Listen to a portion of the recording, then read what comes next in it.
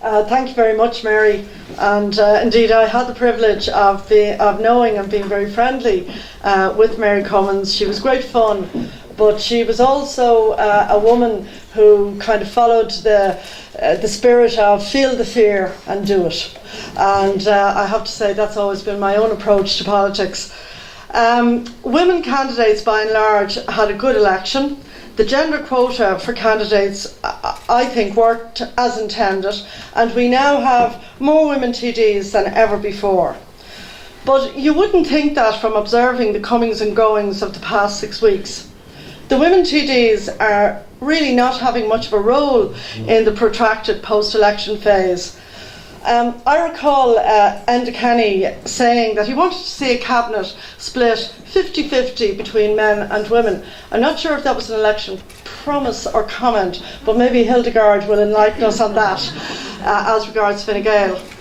So, if we are moving to 50-50, which I think most of us want, so that we're not constantly counting how many men, how many women, people are just there naturally, and there's lots of men and lots of women. So if that's so, where are the female faces in the talks for government formation? The two main independent groups are women-free zones, really. In fact, Miriam Lord reports this morning that neither Maureen O'Sullivan or Catherine Sapone were invited to the meeting of independent TDs before last Wednesday's vote. Apparently the organisers forgot to tell them. So the Fianna Fáil team on the negotiation side is all male, as far as I know, while just Frances Fitzgerald has appeared on the Fine Gael team. This is very disappointing, and it suggests that 50-50 cabinet is not on the cards, or indeed anything approaching it, anytime soon.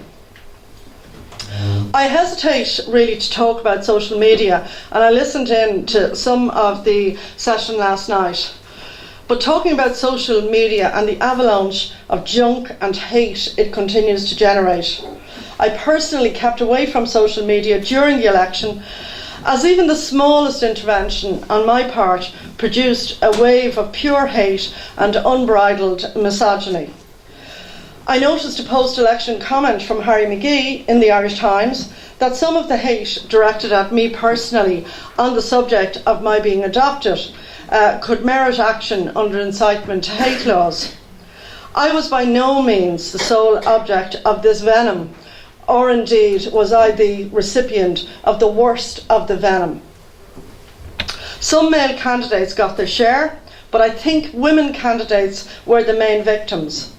While Senator Maria Cahill wasn't a candidate, she continuously attracts a shocking level of hateful invective. So too did my colleague from Galway East, Senator Lorraine Higgins. Now, any controls over free comments are obviously controversial and difficult, but racist and homophobic comments are properly subject to controls in the published media. And these controls and frameworks for control, they're not regarded as censorship.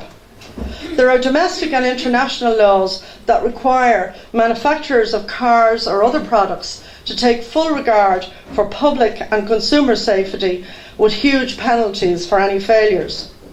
Yet, the mega billionaires of the internet age, who guard their own privacy with immense care, are very cavalier about any controls or restrictions on the content their products transmit, with no regard to the damage or hurt caused to individuals who become the targets of online abuse and hate speech.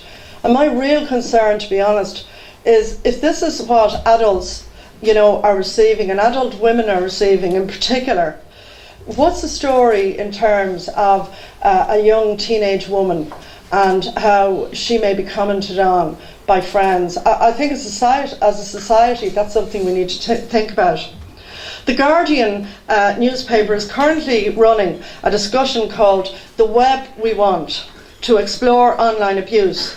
Yesterday, one of its women commentators, Jessica Valenti, reported that an analysis of abusive comments, as many as 1.4 million comments, showed that 8 out of 10 abusive comments were directed at women writers.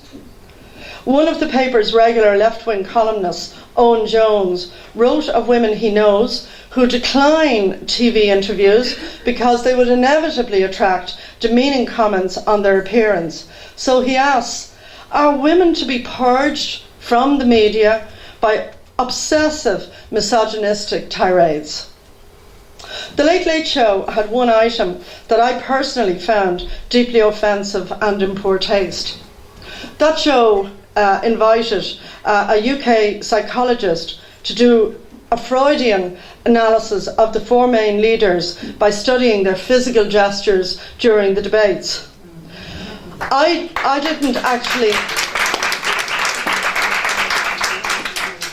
actually see the item until after the election, but men kept mentioning it to me on the doorsteps and said, Joan, have you seen the Late Late? You have to see it. But obviously they didn't feel free to talk about it, but they kept saying to me, you have to see it.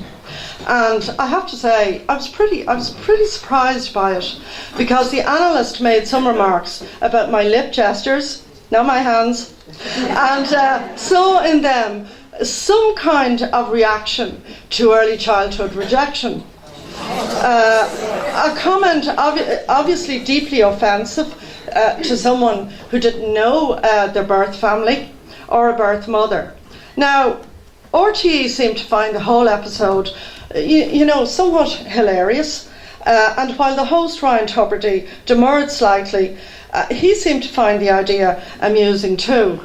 Now, I thought it was just vulgar, crude and demeaning. And going back to Mary Cummins, exactly the kind of thing that 30 years ago people like her railed against, that everybody should be respected for who they are, and we should junk the stereotypes. And certainly, and as I said, it was mostly men who talked to me about it. Maybe women, just took it more that this is the kind of thing that's done. The TV debates were big occasions during the election. They attracted huge audiences, as we see now in the USA and in other democracies. And I do wonder what debating skills tell about how the country will be governed. Political skills are a bit different. I remember when the law to decriminalise gay sex was under discussion more than 20 years ago by the Fianna Fáil Labour coalition. There was some nervousness in Labour that Fianna Fáil backbenchers might scupper the proposal, because it was a very socially advanced concept at the time to actually decriminalise homosexuality.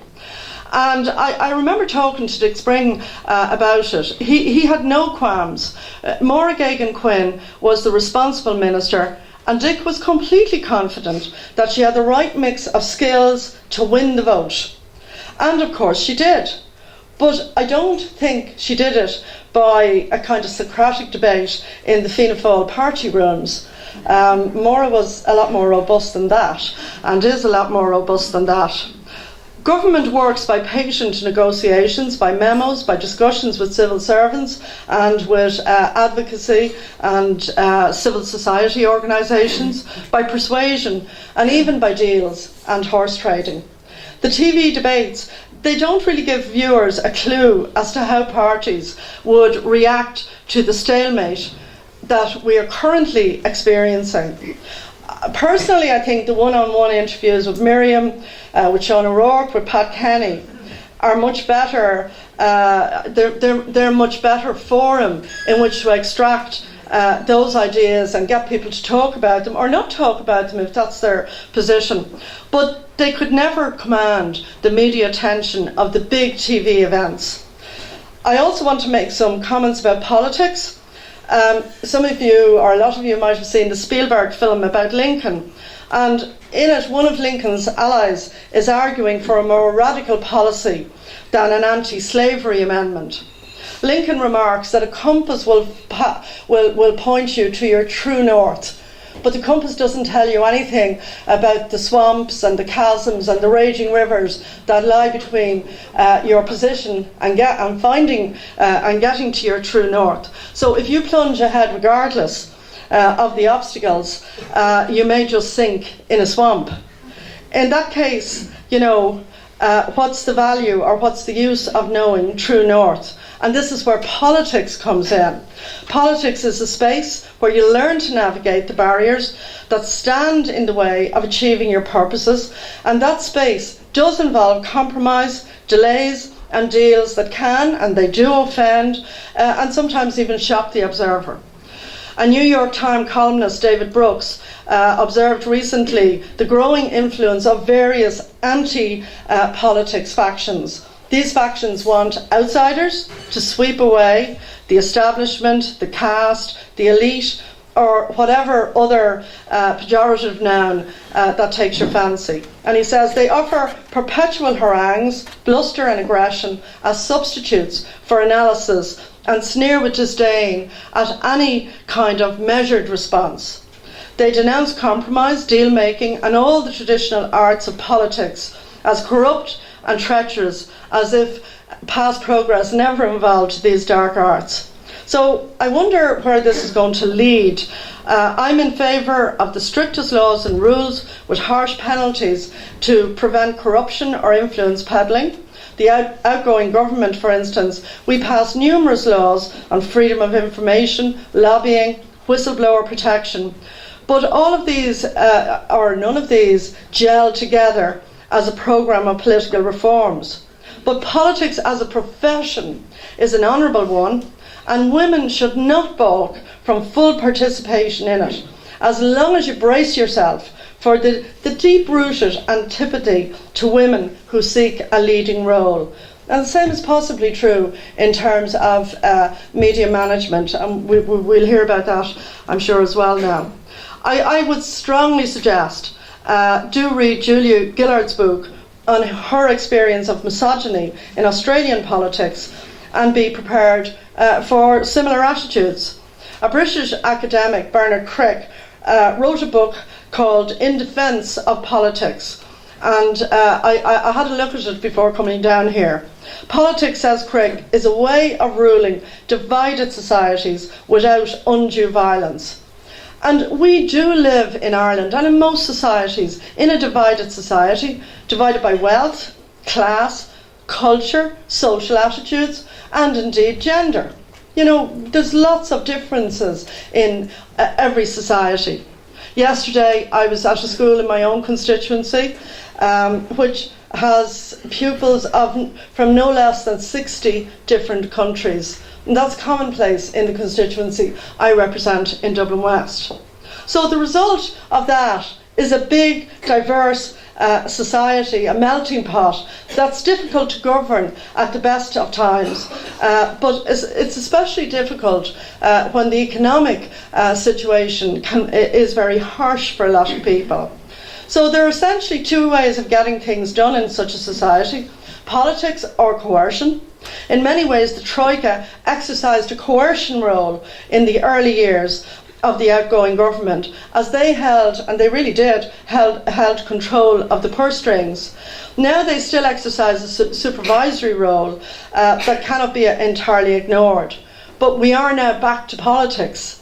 And in political life, you have to acknowledge that the society you seek to govern has a multitude of groups and interests. Every day you need to find a way to balance these so that you're not causing perpetual divisions and you're providing for more and better equality and fairness. The downside of that approach is that everything can appear very messy and rather in disarray. Diverse societies generate tensions that require us to find ways to resolve them calmly by perpetual conversation and argument. In my experience of politics, women are much more open to collaboration and discussion. And that I can say as well, I don't know if the other women here agree, sometimes drive men to the point of pulling their hair out when they're fortunate enough to have a full head. There are differences, and I think it's helpful at a conference like this to explore the differences so as it where we can respect them and get on with it. Because Collaboration and discussion, it is the way that change comes about in a democratic society. So we need more women than ever to be involved, and really your country, our country, needs you more than ever. Thank you.